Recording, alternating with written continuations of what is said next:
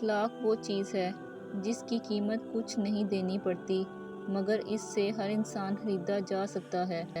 گندی سوچ اور گندی ذہانت تو انسان کی اپنی ہوتی ہے، ورنہ جسم کی بناوٹ تو بہن اور بیٹی کی بھی وہی ہوتی ہے۔ زندگی بھی کتنی عجیب ہے، مسکراؤ تو لوگ جلتے ہیں، تنہا رہو تو سوال کرتے ہیں۔ رسول اللہ صلی اللہ علیہ وآلہ وسلم نے فرمایا، جس نے بیٹیوں کی وجہ سے خود کو معمولی سی بھی تکلیف میں ڈالا تو بیٹیاں اس کے لیے دوزخ سے بچاؤ کے لیے آڑ بن جائیں گی۔ حسن یوسف سا ہو یا صورت بلال جیسی، دوستی روح سے ہو تو ہر روح کمال لگتا ہے۔ بعض دکھ بھی گونگے انسان کی طرح ہوتے ہیں، جو نہ بتائے جا سکتے ہیں اور نہ ہی سمجھائے سکتے ہیں، بس چپ چاپ پالے جاتے ہیں۔ رشتے ایک دوسرے کا خیال رکھنے کے لیے ہوتے ہیں، ایک دوسرے کا استعمال کرنے کے لیے نہیں۔ دلوں میں نفرتیں لے کر انسان کس قدر سادگی سے ملتے ہیں۔ وہ شخصیت جنہوں نے 63 سال جھوٹ نہیں بولا، بے شک وہ ہمارے پیارے نبی صلی اللہ علیہ وآلہ وسلم ہیں۔ کچھ لوگ قسمت کی طرح ہوتے ہیں جو دعاؤں سے ملتے ہیں، اور کچھ لوگ دعاؤں کی طرح ہوتے ہیں جو قسمت بدل دیتے ہیں۔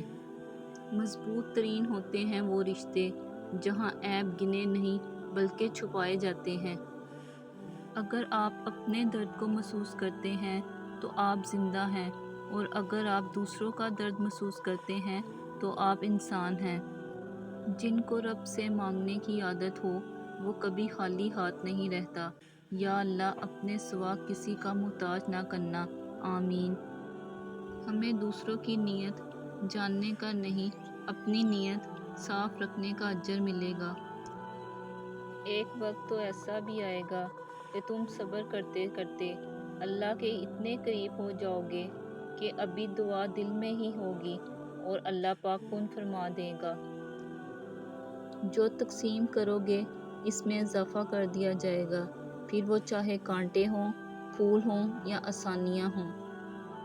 حضرت علی رضی اللہ عنہ، اپنے دن کا آغاز صدقہ دینے سے شروع کرو، اس دن تمہاری کوئی دعا رد نہیں کی جائے گی۔ ہر وہ آدمی جو ضرورتوں کے وقت محبتوں کو ترک کر دیتا ہے، وہ آدمی کبھی وفاداری نہیں پائے گا۔ سب سے زیادہ دکھ انسان کو تب ہوتا ہے جب کوئی اس کے خلوص اور محبت بھرے جذبات کی ناقدری کرتا ہے۔